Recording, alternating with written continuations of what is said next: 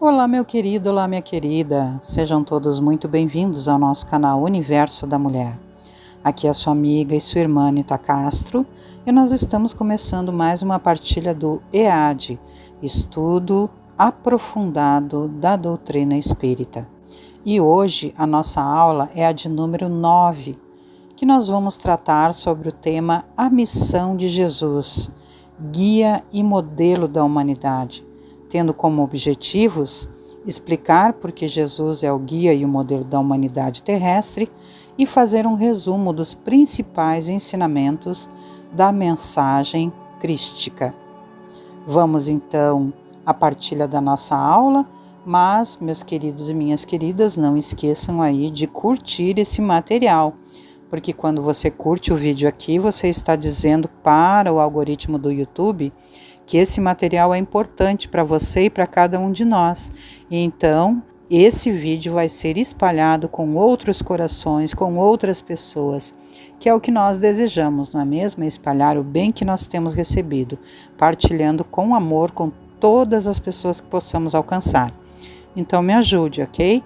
Assim você vai continuar me estimulando a trazer aqui materiais que abençoam as nossas vidas, como também você vai estar colaborando com outras pessoas, espalhando essas maravilhas, essas bênçãos e esses aprendizados lindos que temos recebido aqui, ok?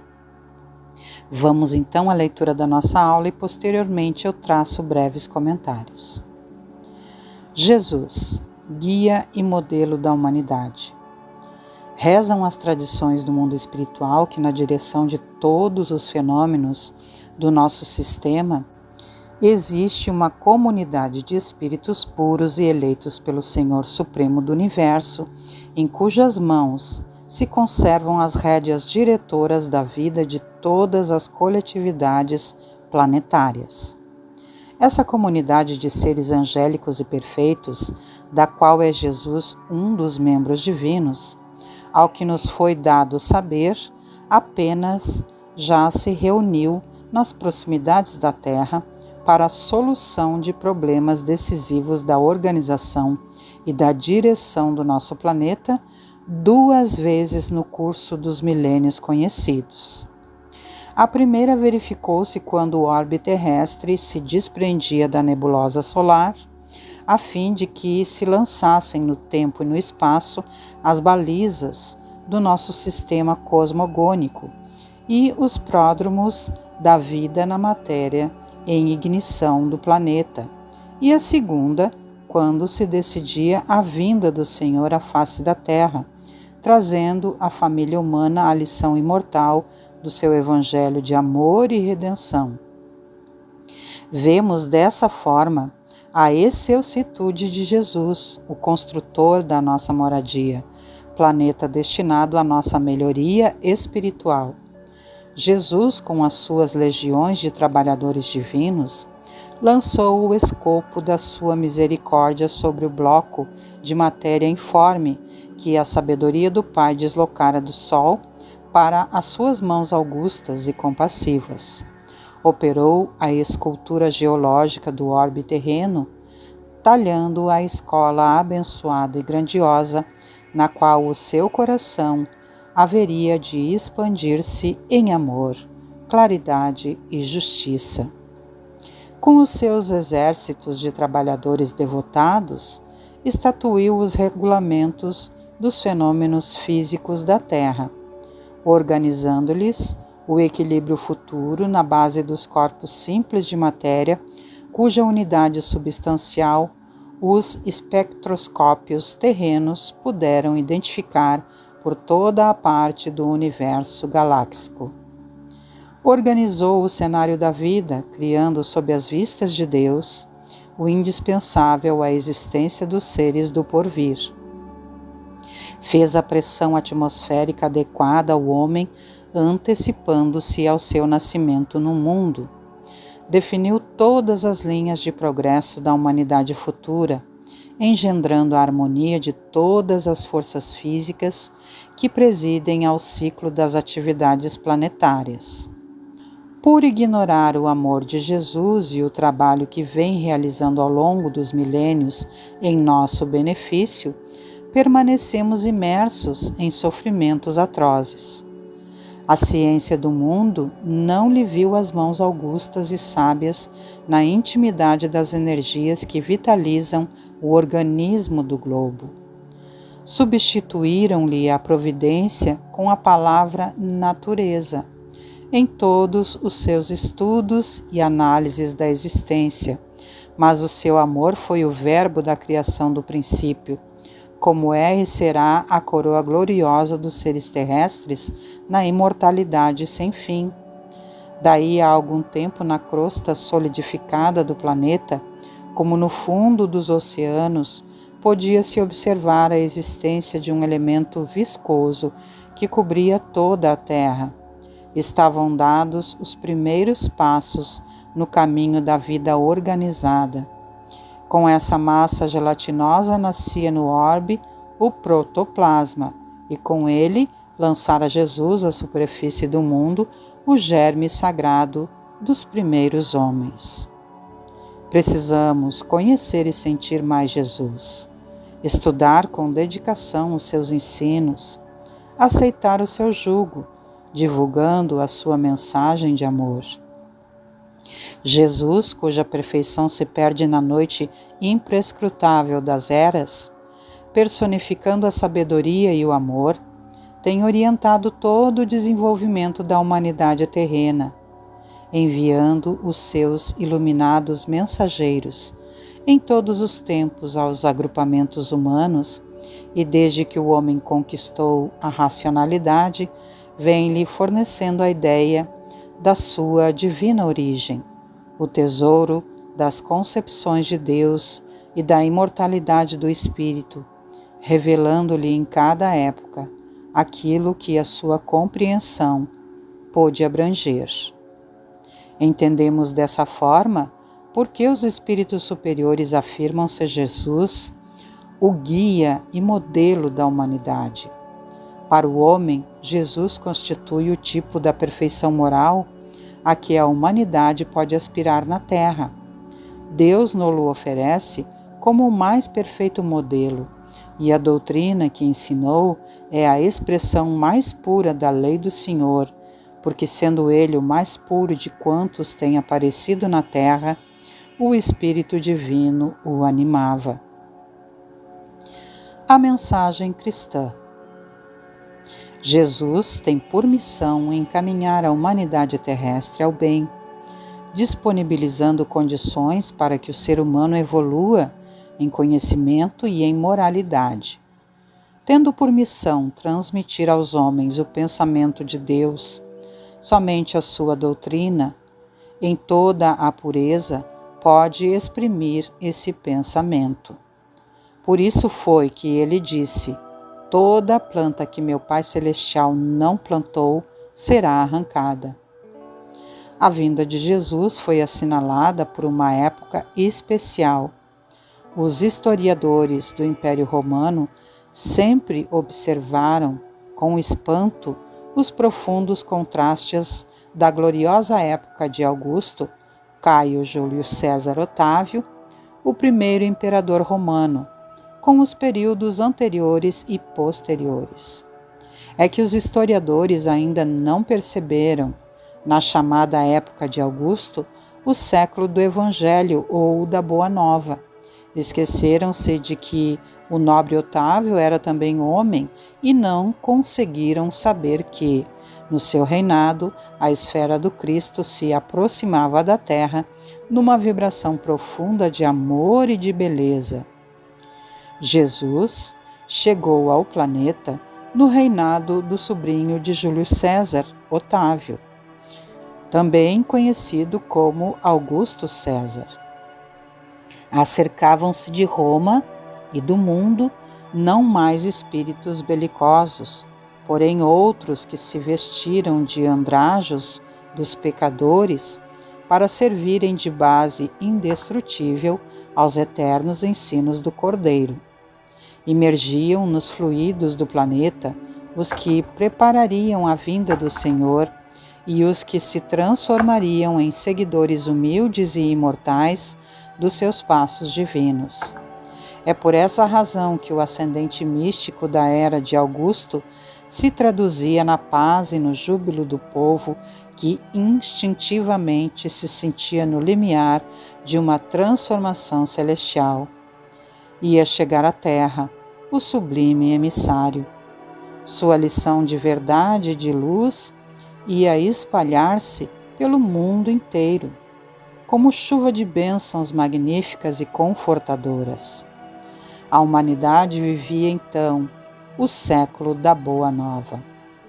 A vinda do Cristo mostra que a humanidade estava em condições de receber ensinamentos superiores. Começava a era definitiva da maioridade espiritual da humanidade terrestre, uma vez que Jesus, com a sua exemplificação divina, entregaria o código da fraternidade e do amor a todos os corações. Jesus nasceu no momento em que o mundo estava mergulhado numa miscelânea de ideias religiosas, predominantemente politeístas.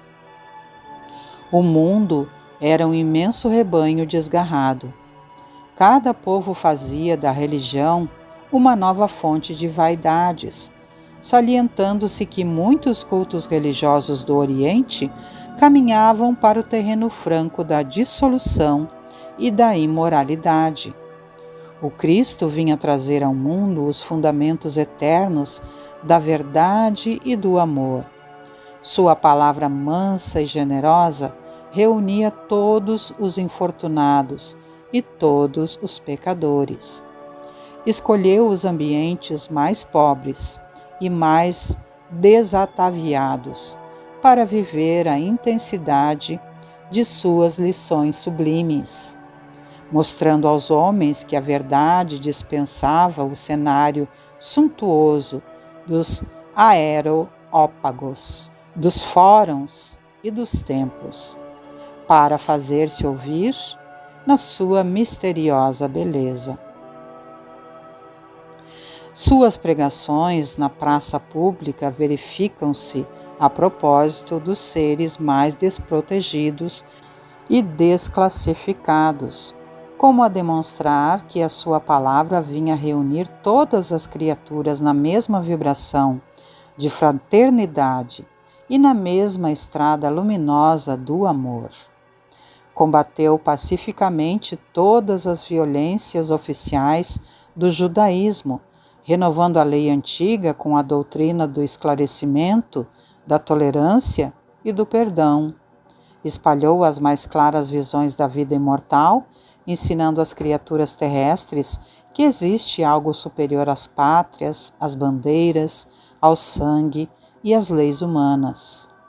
Sua palavra profunda, enérgica e misericordiosa refundiu todas as filosofias, aclarou o caminho das ciências e já teria irmanado todas as religiões da terra, se a impiedade dos homens não fizesse valer o peso da iniquidade na balança da redenção. A mensagem cristã causou impacto por ser límpida e cristalina, livre de fórmulas iniciáticas ou de manifestações de culto externo. Não se reveste o ensinamento de Jesus de quaisquer fórmulas complicadas, guardando embora o devido respeito a todas as escolas de revelação da fé, com os seus colégios iniciáticos. Notamos que o Senhor desce da altura a fim de libertar o templo do coração humano para a sublimidade do amor e da luz, através da fraternidade, do amor e do conhecimento. Para isso, o Mestre não exige que os homens se façam heróis ou santos de um dia para o outro. Não pede que os seguidores pratiquem milagres, nem lhes reclama o impossível. Dirige-se a palavra dele à vida comum, aos campos mais simples do sentimento, à luta vulgar e às experiências de cada dia. A despeito do caráter reformador que Jesus imprimiu à lei de Deus, recebida mediunicamente por Moisés e conhecida como os 10 Mandamentos, na verdade o Cristo ensinou como compreendê-la e demonstrou como praticá-la. Jesus não veio destruir a lei, isto é, a lei de Deus. Veio cumpri-la, isto é, desenvolvê-la, dar-lhe o verdadeiro sentido e adaptá-la ao grau de adiantamento dos homens. Por isso é que se nos depara, nessa lei, os princípios dos deveres para com Deus e para com o próximo, base da sua doutrina, combatendo constantemente o abuso das práticas exteriores e as falsas interpretações. Por mais radical reforma, não podia fazê-las passar do que as reduzindo a esta única prescrição: amar a Deus acima de todas as coisas e ao próximo como a si mesmo. E acrescentando: aí estão a lei toda e os profetas. Ensinamentos da mensagem cristã. A mensagem cristã nos esclarece que o Velho Testamento é o alicerce da revelação divina. O Evangelho é o edifício da redenção das almas. Como tal, deveria ser procurada a lição de Jesus, não mais para qualquer exposição teórica, mas visando cada discípulo o aperfeiçoamento de si mesmo, desdobrando as edificações do Divino Mestre no terreno definitivo do Espírito. Neste sentido, é importante compreender que o cristianismo é a síntese, em simplicidade e luz, de todos os sistemas religiosos mais antigos, expressões fragmentárias das verdades sublimes trazidas ao mundo na palavra imorredora de Jesus. Sendo assim, o cristão verdadeiro deve buscar, antes de tudo, o modelo nos exemplos do Mestre, porque o Cristo ensinou com amor e humildade o segredo da felicidade espiritual, sendo imprescindível que todos os discípulos edifiquem no íntimo essas virtudes, com as quais saberão remontar ao Calvário de suas dores no momento oportuno. Assinaladas em seguida alguns ensinamentos que caracterizam a mensagem cristã, sem guardarmos a menor pretensão de termos esgotado o assunto. A humildade. A manjedoura assinalava o ponto inicial da lição salvadora do Cristo, como a dizer que a humildade representa a chave de todas as virtudes. Por essa razão afirmou Jesus: bem-aventurados os pobres de espírito, porque deles é o reino dos céus. Isto está escrito em Mateus capítulo 5, versículo 3. Dizendo que o reino dos céus é dos simples, quis Jesus significar que a ninguém é concedida entrada nesse reino sem a simplicidade de coração e humildade de espírito, que o ignorante possuidor dessas qualidades será preferido ao sábio, que mais crê em si do que em Deus. Em todas as circunstâncias, Jesus põe a humildade na categoria das virtudes que aproximam de Deus e o orgulho entre os vícios que dele afastam a criatura. E isso por uma razão muito natural: a de ser a humildade um ato de submissão a Deus, ao passo que o orgulho é a revolta contra ele. A lei de amor. O amor resume a doutrina de Jesus toda inteira, vista que esse é o sentimento por excelência, e os sentimentos são os instintos elevados à altura do progresso feito, e o ponto delicado do sentimento é o amor. Não o amor no sentido vulgar do termo, mas esse sol interior que condensa e reúne em seu ardente foco todas as aspirações, todas as revelações sobre-humanas. A lei de amor substitui a personalidade pela fusão dos seres. Extingue as misérias sociais. Ditoso aquele que, ultrapassando a sua humanidade, ama com amplo amor os seus irmãos em sofrimento. Ditoso aquele que ama, pois não conhece a miséria da alma nem a do corpo. Tem ligeiros pés e vive como que transportado fora de si mesmo. Quando Jesus pronunciou a divina palavra amor, os homens sobressaltaram-se e os mártires, ébrios de esperança, desceram ao circo. A mensagem cristã é um poema sublime de amor que Jesus trouxe à humanidade. Descendo à esfera dos homens por amor, humilhando-se por amor, ajudando e sofrendo por amor, passa no mundo, de sentimento erguido, no Pai excelso, refletindo-lhe a vontade sábia e misericordiosa, e para que a vida e o pensamento de todos nós retratem as pegadas de luz, legou-nos, em nome de Deus, a sua fórmula inesquecível. Amai-vos uns aos outros, como eu vos amei. Amor e justiça de Deus. O amor puro é o reflexo do Criador em todas as criaturas. Brilha em tudo e em todos, palpita na mesma vibração de sabedoria e beleza. É fundamento da vida e justiça de toda a lei.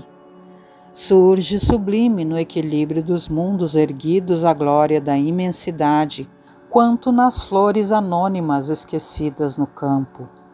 Nele fulgura a generosa alma de todas as grandes religiões que aparecem no curso das civilizações, por sistemas de fé à procura da comunhão com a bondade celeste. E nele se enraiza todo o impulso de solidariedade entre os homens. A mensagem cristã reflete o amor e a justiça de Deus. Daí ser importante compreender as suas lições. O amor, repetimos, é o reflexo de Deus nosso Pai, que se compadece de todos e que a ninguém violenta, embora, em razão do mesmo amor infinito com que nos ama, determine estejamos sempre sob a lei da responsabilidade que se manifesta para cada consciência de acordo com as suas próprias obras. E amando-nos, permite o Senhor perlustrarmos sem prazo o caminho da ascensão para Ele, concedendo-nos, quando indispensadamente nos consagramos ao mal, a própria eternidade para reconciliar-nos com o bem, que é a sua regra imutável. Eis porque Jesus, o modelo divino enviado por Ele à Terra para nos clarear a senda, em cada passo do seu ministério, tomou o amor ao Pai por inspiração de toda a vida, amando sem a preocupação de ser amado e auxiliando sem qualquer ideia de recompensa. Fidelidade a Deus. Ensina-nos Jesus que a primeira qualidade a ser cultivada no coração, acima de todas as coisas, é a fidelidade a Deus. Na causa de Deus, a fidelidade deve ser uma das primeiras virtudes, onde o Filho e o Pai, que não desejam estabelecer como ideal de união a confiança integral e recíproca, nós não podemos duvidar da fidelidade de nosso Pai para conosco. Sua dedicação nos cerca os espíritos desde o primeiro dia. Ainda não o conhecíamos e já ele nos amava. E acaso poderemos desdenhar a possibilidade da retribuição? Não seria repudiarmos o título de filhos amorosos o fato de nos deixarmos absorver no afastamento, favorecendo a negação? Registra o livro Boa Nova, em relação ao assunto, que Jesus aconselhou o apóstolo André nestes termos: André, se algum dia teus olhos se fecharem para a luz da terra, serve a Deus com a tua palavra e com os ouvidos. Se ficares mudo, toma a si mesmo a charrua, valendo-te das tuas mãos. Ainda que ficasses privado dos olhos e da palavra, das mãos e dos pés, poderias servir a Deus com a paciência e a coragem, porque a virtude é o verbo dessa fidelidade que nos conduzirá ao amor dos amores. A fidelidade de Deus é também sinônimo de amor, prédita resumida por Jesus, segundo atesta o registro de Mateus, no capítulo 22, nos versículos 37 ao 39. Amor ao próximo. O amor aos semelhantes é um dos princípios basilares do cristianismo, incessantemente exemplificado por Jesus. Neste sentido, nos recorda o apóstolo João, citando Jesus, respectivamente em sua primeira epístola e no seu evangelho, dizendo o seguinte: Amados, amemo-nos uns aos outros. 1 João, capítulo 4, versículo 7. E nisto todos conhecerão que sois meus discípulos, se vos amardes uns aos outros. João, capítulo 13, versículo 35. Nenhum só monumento do passado revela o espírito de fraternidade nas grandes civilizações que precederam o cristianismo. Os restos do templo de Karnak, em Tebas, se referem à vaidade transitória. Os resíduos do Circo Máximo, em Roma, falam de mentirosa dominação. As ruínas da Acrópole, em Atenas, se reportam ao elogio da inteligência sem amor. Antes do Cristo, não vemos sinais de instituições humanitárias de qualquer natureza, porque antes dele o órfão era pasto à escravidão. As mulheres, sem títulos, eram objeto de escárnio. Os doentes eram atirados aos despenhadeiros da imundície, e os fracos e os velhos eram condenados à morte sem comiseração. Aparece Jesus, porém, e a paisagem social se modifica. O povo começa a envergonhar-se de encaminhar os enfermos ao lixo, de decepar as mãos dos prisioneiros, de vender mães escravas, de cegar os cativos utilizados nos trabalhos de rotina doméstica, de martirizar os anciões e zombar dos humildes e dos tristes.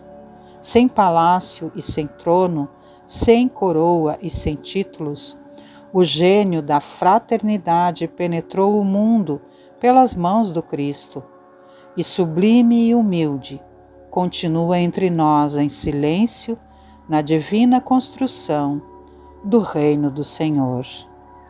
É por essa razão que Jesus indica quais são os mandamentos mais importantes da sua doutrina. Amarás o Senhor teu Deus de todo o teu coração, e de toda a tua alma, e de todo o teu pensamento. Esse é o primeiro e grande mandamento. E o segundo, semelhante a este, é: amarás o teu próximo como a ti mesmo. Desses dois mandamentos dependem toda a lei e os profetas. Isto está escrito em Mateus, capítulo 22, versículos do 37 ao 40.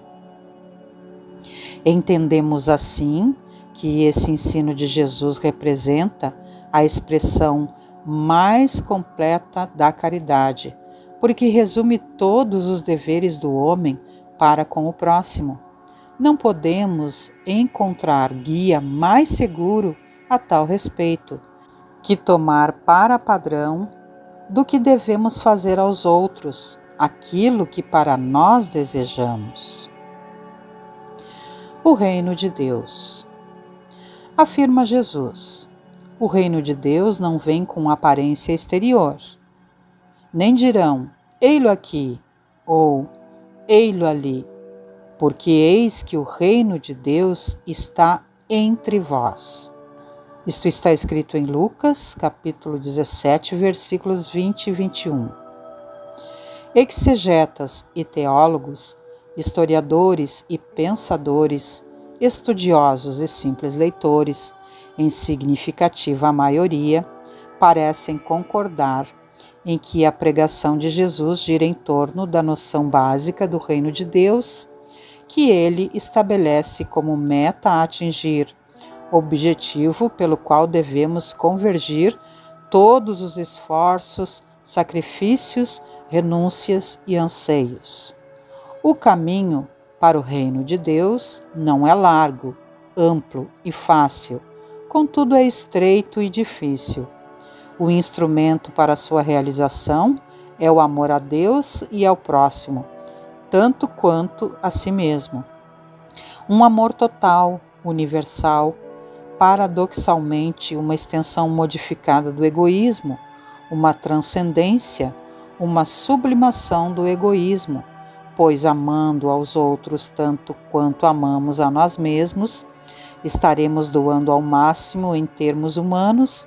Tão poderosa é a força da autoestima em nós. Acima disso, de todas as coisas, disse ele, só o amor de Deus. Esse programa, o roteiro, a metodologia que nos levam à conquista do reino, que, outro paradoxo, está em nós mesmos, podemos, portanto, dizer que há duas tônicas, duas dominantes, como objetivo da vida e a prática do amor, como programa para essa busca, com seu instrumento e veículo. A necessidade do perdão. Aproximando Pedro de Jesus, perguntou-lhe: Senhor, até quantas vezes pecará meu irmão contra mim e eu lhe perdoarei? Até 7? Jesus lhe disse: Não te digo que até 7, mas até 70 vezes 7. Isto está escrito em Mateus capítulo 18, versículos 21 e 22. O ódio e o rancor denotam alma sem elevação nem grandeza. O esquecimento das ofensas é o próprio da alma elevada, que paira acima dos golpes que lhe possam desferir. Uma é sempre ansiosa de sombria suscetibilidade e cheia de fel. A outra é calma, toda mansidão e caridade. Há, porém, duas maneiras bem diferentes de perdoar. Uma grande, nobre, verdadeiramente generosa, sem pensamento oculto, que evita com delicadeza ferir o amor próprio e a suscetibilidade do adversário, ainda quando este último nenhuma justificativa possa ter. A segunda é a em que o ofendido ou aquele que tal se julga impõe ao outro condições humilhantes e lhe faz sentir o peso de um perdão que irrita em vez de acalmar. Se estende a mão ao ofensor, não o faz com benevolência, mas com ostentação, a fim de poder dizer a toda a gente: Vede como sou generoso. Nessas circunstâncias é impossível uma reconciliação sincera de parte a parte. Não há aí generosidade. Há apenas uma forma de satisfazer ao orgulho. Vemos assim que o perdão é uma necessidade humana, caminho seguro da felicidade. Para a convenção do mundo, o perdão significa renunciar à vingança, sem que o ofendido precise olvidar plenamente a falta de seu irmão. Entretanto, para o espírito evangelizado, perdão e esquecimento devem caminhar juntos, embora prevaleça para todos os instantes da existência a necessidade de oração e vigilância. O valor da oração. Lembra-nos Jesus o seguinte: por isso vos digo que tudo o que pedirdes orando, crede que o recebereis e tê-lo-eis. E quando estiverdes orando, perdoai, se tendes alguma coisa contra alguém, para que o vosso Pai que está nos céus vos perdoe as vossas ofensas. Isto está escrito em Marcos, capítulo 11, versículos 24 e 25. Orienta também Jesus o seguinte: e quando orardes, não sejas como os hipócritas, pois se comprazem em orar em pé nas sinagogas e às esquinas das ruas, para serem vistos pelos homens. Em verdade vos digo que já receberam o seu galardão. Mas tu, quando orares, entra no teu aposento e, fechando a tua porta, ora a teu Pai, que vê o que está oculto, e teu Pai, que vê o que está oculto, te recompensará. E orando, não useis vãs repetições, como os gentios, que pensam que, por muito falarem, serão ouvidos. Isto está escrito em Mateus, capítulo 6, versículos 5 a 7. Jesus nos ensina como orar, dizendo: Pai nosso que estás nos céus, santificado seja o teu nome. Venha o teu reino. Seja feita a tua vontade, tanto na terra como no céu. O pão nosso de cada dia dá-nos hoje. Perdoa-nos as nossas dívidas, assim como nós perdoamos aos nossos devedores. E não nos induzas à tentação, mas livra-nos do mal. Isto está escrito em Mateus, capítulo 6, versículos do 9 ao 13. A oração é divino movimento do espelho de nossa alma no rumo da esfera superior, para refletir-lhe a grandeza. Orar é identificar-se com a maior fonte de poder de todo o universo, absorvendo-lhe as reservas e retratando as leis da renovação permanente que governam os fundamentos da vida.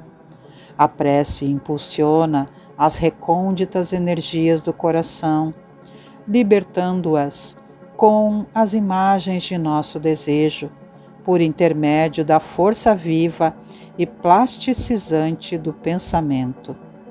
Imagens essas que, ascendendo às esferas superiores, tocam as inteligências visíveis ou invisíveis que nos rodeiam, pelas quais comumente recebemos as respostas do plano divino, porquanto o Pai Todo-Bondoso se manifesta igualmente pelos filhos que se fazem bons. A vontade que ora tange o coração que sente, produzindo reflexos iluminativos, através dos quais o espírito recolhe, em silêncio, sob a forma de inspiração e socorro íntimo, o influxo dos mensageiros divinos, que lhe presidem o território evolutivo, a lhe renovarem a emoção e a ideia com que se lhe aperfeiçoa a existência. Os ensinamentos de Jesus representam, pois, a pedra angular, isto é, a pedra da consolidação do novo edifício da fé, erguido sob as ruínas do antigo. Sendo assim, Chegará o dia em que estas palavras do Cristo se cumprirão. Ainda tenho outras ovelhas que não são deste aprisco. Também me convém agregar estas, e elas ouvirão a minha voz, e haverá um rebanho e um pastor. Isto está escrito em João, capítulo 10, versículo 16. Por essas palavras, Jesus claramente anuncia que os homens um dia se unirão por uma crença única. Mas como poderá efetuar-se essa união? Difícil parecerá isso tendo-se em vista as diferenças que existem entre as religiões, o antagonismo que elas alimentam entre seus adeptos, a obstinação que manifestam em se acreditarem na posse exclusiva da verdade. Entretanto, a unidade se fará em religião, como já tende a fazer-se socialmente, politicamente, comercialmente, pela queda das barreiras que separam os povos, pela assimilação dos costumes, dos usos, da linguagem. Os povos do mundo inteiro já confraternizam como os das províncias de um mesmo império. Pressente-se essa unidade e todos a desejam. Ela se fará pela força das coisas, porque há de tornar-se uma necessidade para que se estreitem os laços de fraternidade entre as nações. Far-se-á pelo desenvolvimento da razão humana, que se tornará apta a compreender a puerilidade de todas as dissidências. Pelo progresso das ciências, a demonstrar cada dia mais os erros materiais sobre que tais dissidências assentam e a destacar pouco a pouco das suas fiadas as pedras estragadas, demolindo nas religiões o que é obra dos homens e fruto de sua ignorância das leis de natureza, a ciência não poderá destruir, mal logrado a opinião de alguns, o que é obra de Deus e eterna verdade. Afastando os acessórios, ela prepara as vias para a unidade. A fim de chegarem a esta, as religiões terão que encontrar-se num terreno neutro, se bem que comum a todas. Para isso, todas terão que fazer concessões e sacrifícios mais ou menos importantes, conformemente a multiplicidade dos seus dogmas particulares. No estado atual da opinião e dos conhecimentos, a religião, que terá de congregar um dia todos os homens sob o mesmo estandarte, será a que melhor satisfaça a razão e as legítimas aspirações do coração e do espírito, que não seja em nenhum ponto desmentida pela ciência positiva, que em vez de imobilizar, acompanhe a humanidade em sua marcha progressiva, sem nunca deixar que a ultrapassem, que não for nem exclusivista nem intolerante, que for a emancipadora da inteligência, com o não admitir senão a fé racional, aquela cuja código moral seja o mais puro, o mais lógico, o mais de harmonia com as necessidades sociais, o mais apropriado, enfim, afundar na terra o reinado do bem pela prática da caridade e da fraternidade universais. Que aula fantástica, não é mesmo, meus queridos? Que aula maravilhosa!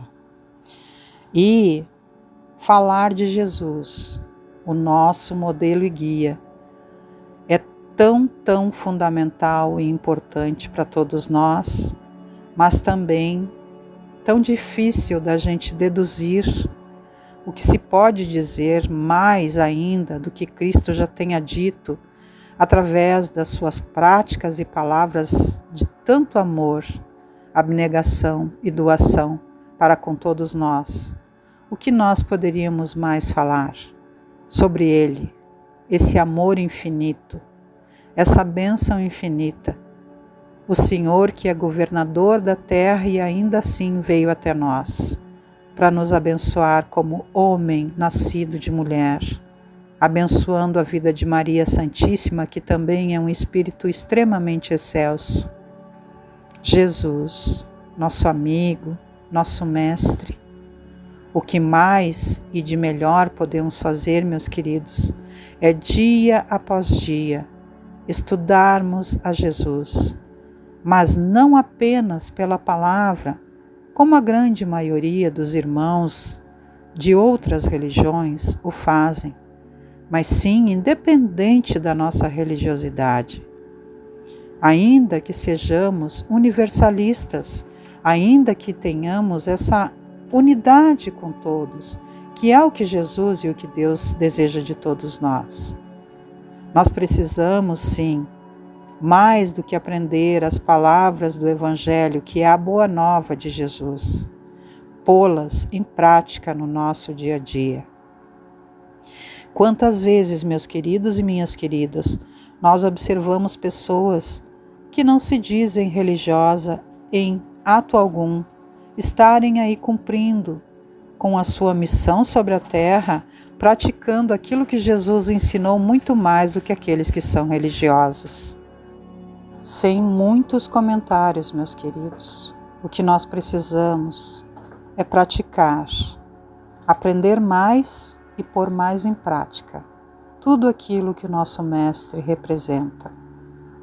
Que ele seja verdadeiramente o nosso modelo e guia, que nós possamos compreender o amor universal de Deus e de Jesus Cristo para com todos nós, independente da nossa religiosidade. Vamos então assim encerrando o nosso estudo de hoje, que possamos ter excelentes reflexões. Lhes recordo ainda, meus queridos e minhas queridas, que todas as segundas-feiras às 19 horas nós temos aqui no nosso canal Universo da Mulher com Anita Castro, o EAD, estudo aprofundado da doutrina espírita. Agora, todas as terças-feiras, às 19 horas, nós temos a nova série Reflexão de Empoderamento, que é focada na psique feminina para todas nós mulheres. Venha, minha querida, participar e convide todas as suas amigas a estarem aqui reunidas também conosco.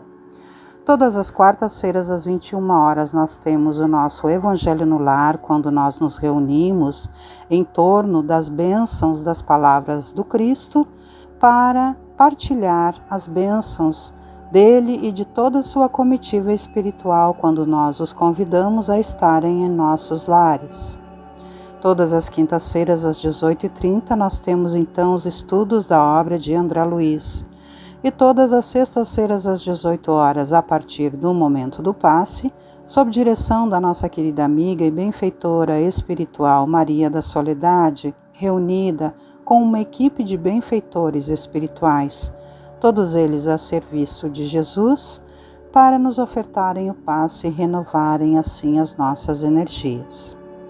Dessa forma, com uma simples, mas muito amorosa oração, me despeço de vocês, desejando que Deus, nosso Pai maior, que Jesus Cristo, nosso amigo e nosso mestre, e que Maria Santíssima, nossa mãezinha muito amorosa, juntamente com os nossos benfeitores espirituais, continuem nos abençoando como eles sempre fazem, nos conduzindo pelos caminhos do bem, e que nós pratiquemos as bênçãos que temos recebido no nosso dia a dia com boa vontade, estudo, dedicação e tendo paciência para conosco mesmos, praticando também a caridade para com todos os outros nossos irmãos. Que assim seja e assim se faça. Deixo um grande beijo no coração de todos, desejando que haja sempre em nossos caminhos muita paz e harmonia. Tchau, tchau, meus queridos e minhas queridas. Até o nosso próximo encontro.